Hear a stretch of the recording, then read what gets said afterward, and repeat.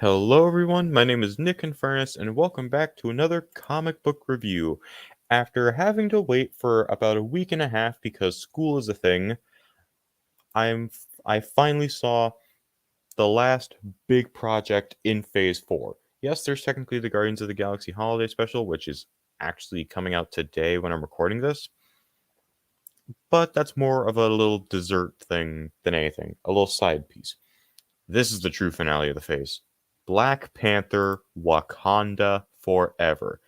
A movie that whenever Sean Chandler talks about, the first thing he mentions is how the movie was dealt such an awful, awful hand, and couldn't agree more. Not only did they have to film this during the pandemic when the world was in chaos, but not long into the production of the movie, the lead actor, Chadwick Boseman, tragically passed away. And kind of the big question that a lot of people had is how do you continue from there? Simple. You keep the generally the same script, but change some details like who the main character is, and you add a loving tribute to your late star. Am I giving it away early? I hope not, but let's talk about what made this movie so great. Okay, I'm definitely giving it away early. I do not care. The one thing that you should take away from this is go see it. So what's great about it? Since they felt it was too soon to recast T'Challa, they instead had Shuri take the main role, and I feel like out of all the characters in the movie, Shuri was the one who was hurt the most by T'Challa's canon passing, especially because the movie opens with her trying to save him from the disease that ends up killing him, and especially since everyone's telling her, dude, just go be with your brother in his final moments. There's no point. But she keeps trying, and before she can even get to him, he's already gone. So you understand why she's the most hurt. And if anything, she's really honestly just angry at the world for a duration of the movie. Her heart is blackened. She's in a very dark place. She's vengeful, especially when she becomes Black Panther after everything Namor has done. She's very vengeful towards him because she sees Killmonger in the astral plane, which, yes, they did bring back Killmonger. Even I was surprised. But eventually she has to learn the same lesson that T'Challa learned in Captain America Civil War when he was going on that little revenge mission against Bucky because he believed that he was the one who killed his father, King T'Chaka. But even when he found who the real perpetrator of that attack was, he still learned he can't let vengeance consume him, and that's the exact same thing that Shuri has to learn. And to an extent, Namor kind of has to learn the same thing because she does say vengeance has consumed us. But it is technically a rehashing of that plot line, but a great way to do a rehash because it's different circumstances, and it's kind of a lesson that a lot of us have to learn at some point anyways. So on Shuri's end of things, I think they handled her plot very well. And since we were just mentioning Namor, how did they do Namor? Well, they did him very well. The way he's written, he's a very interestingly written character because he can go from being lighthearted, friendly, very, you know, jokey with people who he meets, and then switch to serious threat seamlessly on a dime. I didn't know it was possible to write characters like that where they can go from, cracking a joke to being serious as quickly as that. But they found a way with Namor, and when he's serious, he's shown to be an actual physical threat. The guy literally throws a helicopter out of the sky. Yeah, when Ryan Coogler said that he was as strong as the Hulk, he wasn't kidding.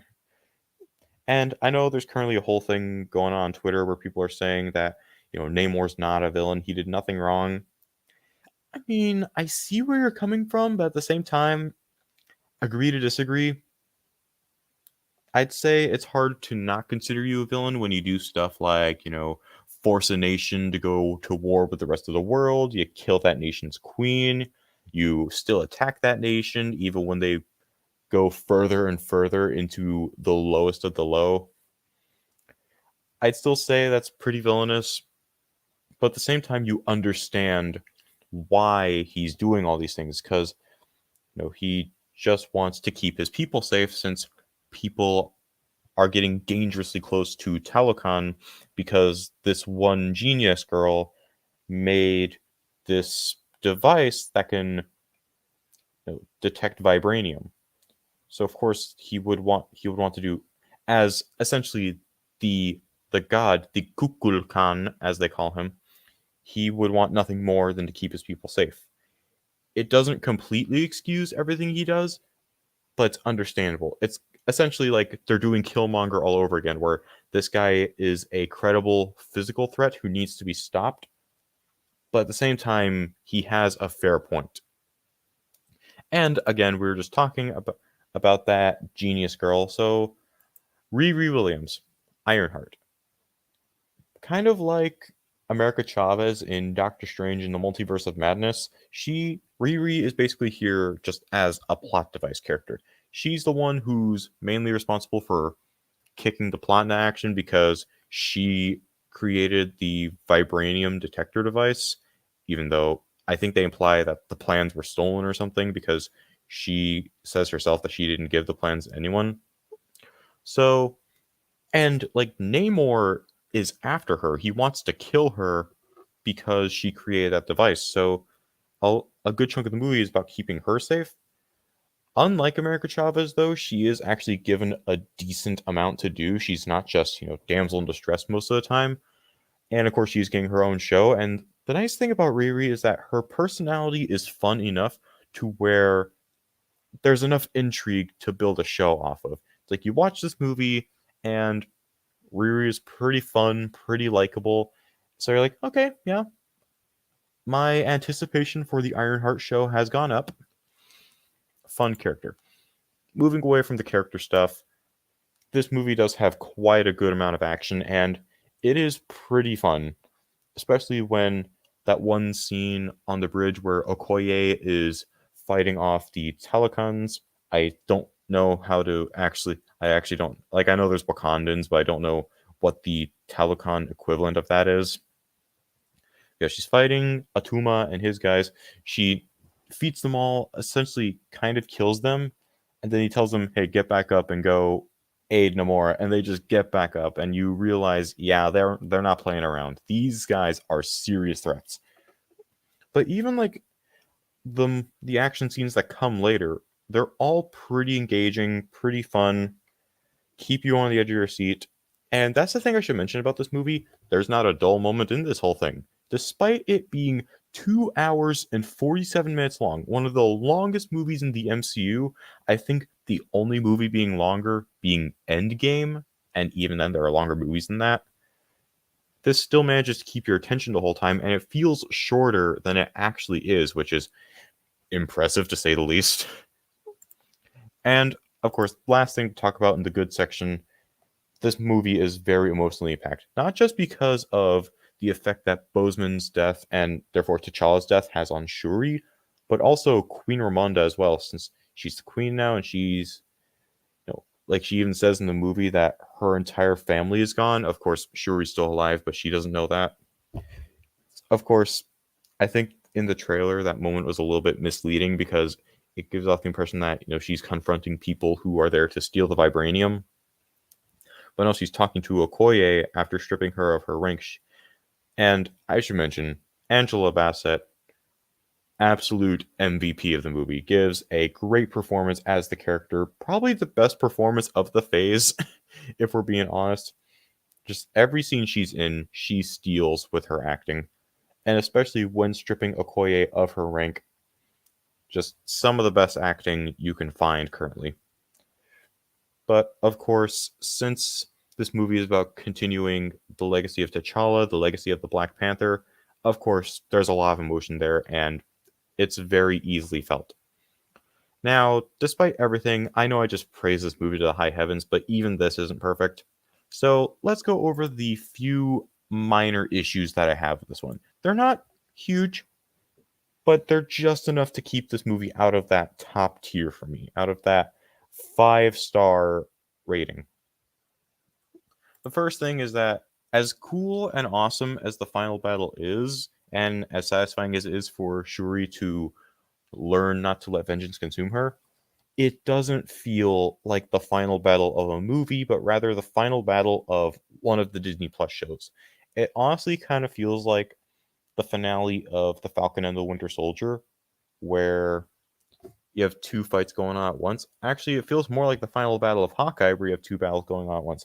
That had, Clint trying to talk down Yelena, as well as Kate trying to, take down Kingpin. This has Wakanda versus Talokan, and then Shuri versus Namor. So I think that disconnect generally, and especially because this doesn't feel like a big final battle event, it just feels like part of a plan. So it just doesn't feel like as much of a final battle as it should. And at the same time, of course, it's a Black Panther movie. You got to bring back Everett Ross. They also bring in Val from previous Phase 4 projects like The Falcon and the Winter Soldier and Black Widow.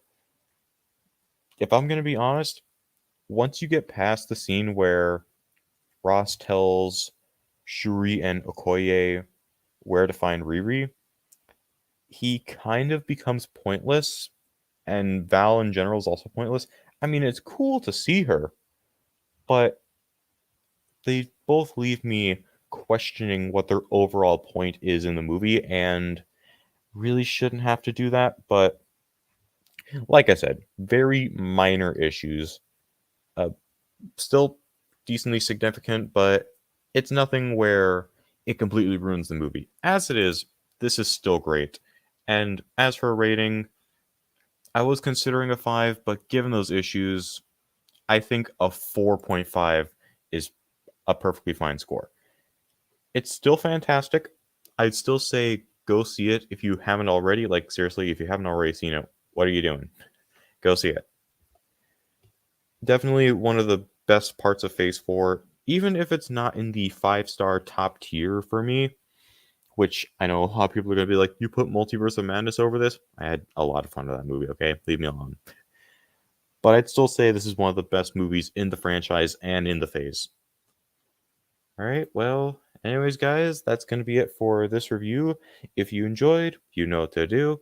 I'm not going to bore you with all that generic crap. Until next time, take care and Godspeed.